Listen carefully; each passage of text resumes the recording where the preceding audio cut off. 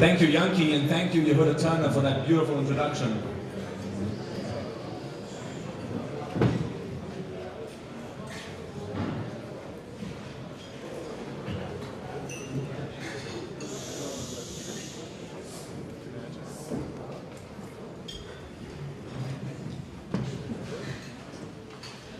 The story is so famous,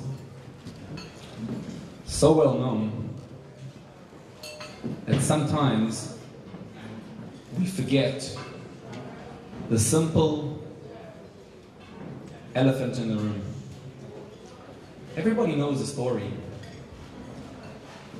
of a king, an old king who decided to celebrate a party of 180 days. And at the end of the party, he added another 7 days of festivities. And then he wants his wife, the queen, brought in front of him. And he has her come over, and he wants her to come b'cheser malchus. He wants her to come with a crown only. And the commentaries explain that what did he want? King Achashverosh wanted Queen Vashti to come dressed only in the royal crown. He wanted the queen to come without her clothing on. The question asked by the Mefarshim is, first of all,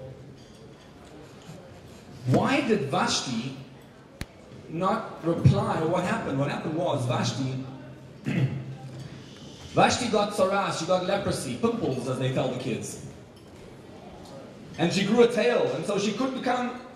She was this beautiful queen, and she really wanted to be there, but she couldn't come because for that moment she was ugly, so she didn't come. Instead, she sends the king, she sends him a message of disgust and ridiculing him. Why didn't Vashti simply tell the king secretly the message, I can't come, I'd love to come, but I'm not able to? And primarily, why would... I hate to ask the simple question. Here's the reality. I'm actually embarrassed to be standing up here and telling you about this.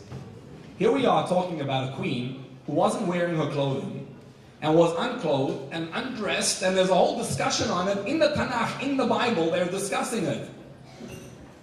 And I'm embarrassed to talk about it over here. But the Tanakh, the Megillah, is not embarrassed to discuss it in public, just like that. Yeah, no problem. You know, the funny thing is, if they would read the Megillah in English, you'd be a little bit, maybe it'd be, I hate to use the word, but distasteful. There's a whole story about a 180-day feast of some drunkard Persian who decided to throw a party, and we know every single detail of the party. And then we have to get told that he wanted to bring a queen and he didn't want her to wear her clothing. And the naked truth is that what's going on? Why are we discussing, and all the greatest rabbis of all time are discussing such a vile point? What's going on?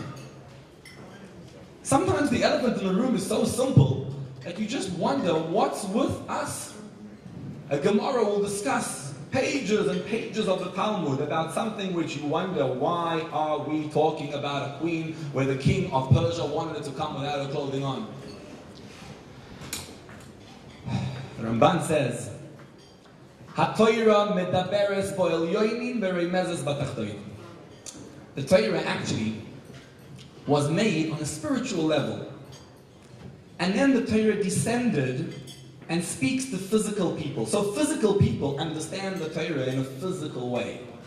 Spiritual entities, angels, understand the Torah in an angelic way. In fact, the story is told of the Baal HaTanya's son, who heard the Baal HaTanya reading the Megillah every single year. And one year, the Baal HaTanya wasn't around, someone else learned the Megillah. And he walks over to the guy afterwards and he says, beautiful story, stunning. And the guy says, like, really, but you hear the story every single year. And he says, that story I never heard. That's the first time I heard the story about this queen, and they were choosing another queen, there were a whole bunch of girls who came in front and deciding which one the king is going to choose. And all that part I didn't get. I always hear the story about Achashverosh. Who's Achashverosh? It's a metaphor for Hashem. She'acharis v'reishis shaloi, the end and the beginning of all time are his. Who is Esther? It's the hiddenness of the neshama. I hear a different story. And I want to share with you a little of the naked truth. The simple naked truth is what we need to hear. There was an article in Time magazine about a decade ago. The article had, the front cover had a picture of two girls on either side of the page. One girl was a 21-year-old Palestinian, and the other one was a 21-year-old Israeli girl.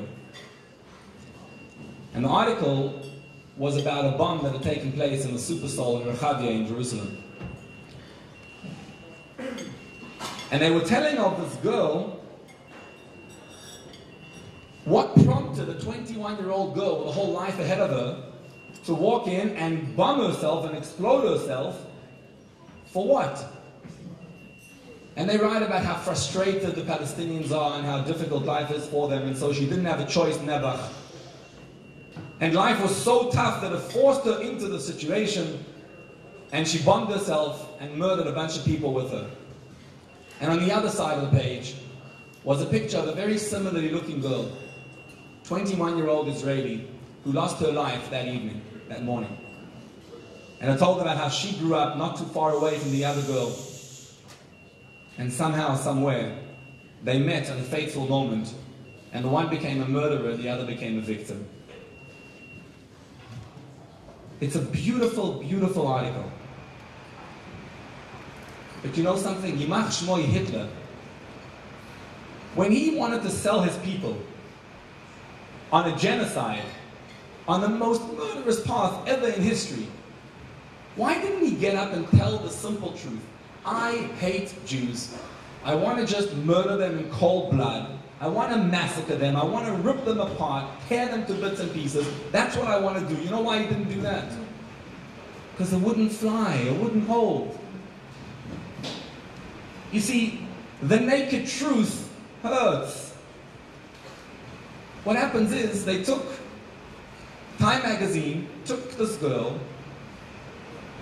I would call her a murderer. What do you call someone who walks over to somebody else and slits their throat? Chas v'shalom. What do you call someone who is a suicide bomber? You call them a murderer. Call it what it is. And Time magazine, for the beautiful article that they had over there, ignored the naked truth. Ignored the reality and turned her into a victim. It enclosed her in a bunch of garments, denying the naked truth. And thus, you actually identify with the murderer. And Hitler was aware of the same idea. If you tell the naked truth of what you want to do, nobody's going to follow you. So deny the truth, deny reality. Tell the people that this is all about Aryanism. We need to develop a superior race.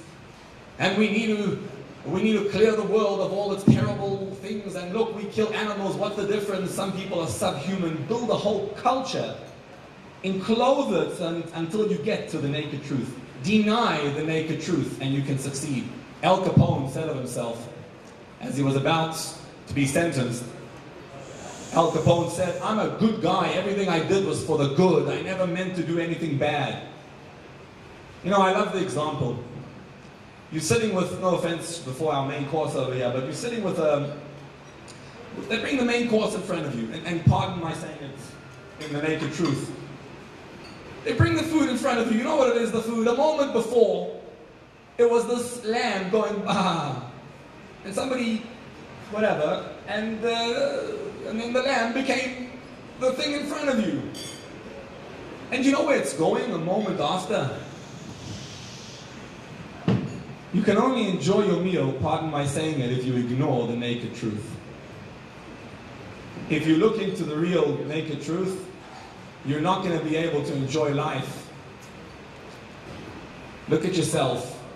The next time you're jealous of someone, the next time you have a taiva, desire for something, the next time you're seeking some honor, some kavod, the next time you're running after money, and ask yourself the question. Look at yourself from above and say, what?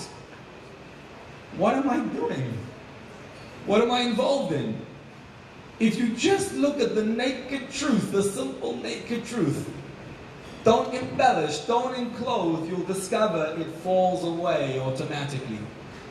You see, evil only has a reality. This world is only real when you deny the naked truth.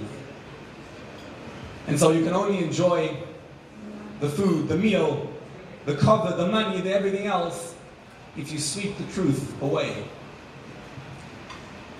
And it's wonderful to be able to live with the clothing on us. And once the clothing is there, you can enjoy life.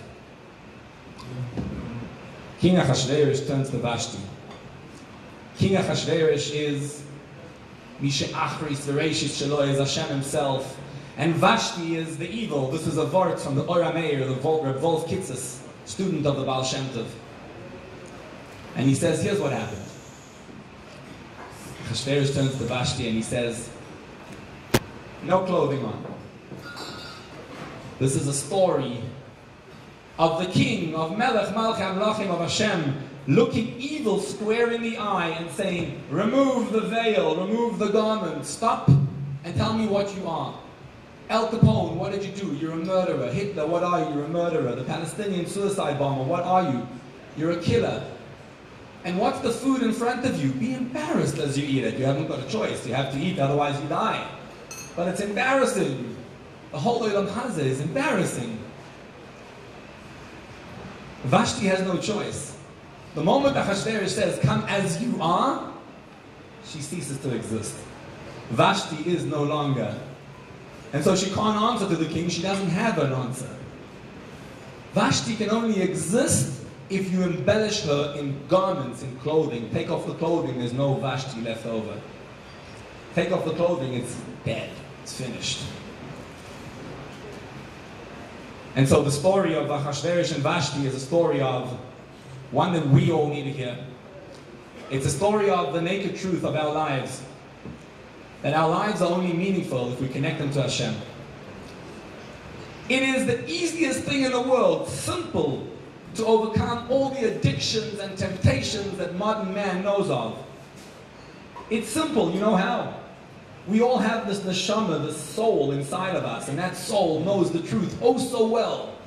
The soul knows exactly what's real and what's not. But you have to let the soul shine through. You have to awaken her, you have to ignite the soul. When the soul shines through, the darkness can't exist. Says the Ora Meir, he says, the king says, Yetzei dvar malchus milfonov, let the word of the king come from the inside of the king. And Vashti will no longer be able to stand in front of the king. The evil can no longer exist. It is the goal of Mayan Yisrael to serve as the Mayan, the wellspring, the fountain of Yisrael, of the Baal Shem Tov. The Baal Shem Tov ignited the soul of every single one of us. He took the soul and he says, that soul knows the truth, knows the reality, let's light her up. Let's light the fire, the spark. Because as soon as the soul is alight, the naked truth is revealed and all evil falls away. You see, we make the Palestinian-Israeli conflict. It's because we look at the murderers as human beings. We give them legitimacy. The Time magazine gives it the legitimacy. It gives all the evil legitimacy. And as you enjoy Olam Hazeh, you give it legitimacy. But the moment you and I see the truth, the naked truth, it all falls away. It is an honor and a pleasure. As we're about to present you, I'm going to allow the video to speak about what Mayan Yisrael does. But the stated goal that we have over here is to ignite the neshama, to ignite the spark within each and every one of us through programs, events, shiurim, farbrengens, kids programs, kids workshops, focusing on the children. If the father and the mother are real, if the father and the mother show what truth is, what reality is, then our future, our children, realize and their life is ignited. We need light. We need spirituality. We need Kedusha. We need that beauty in our lives. I'd like to thank everybody for joining us tonight. And please pay attention to the video as it begins. We're going to portray what Mayan Yisrael does. And this is a call for everybody to join us through the year, through the events, It's only as strong as each and every one of us here tonight. Thank you, and l'chaim.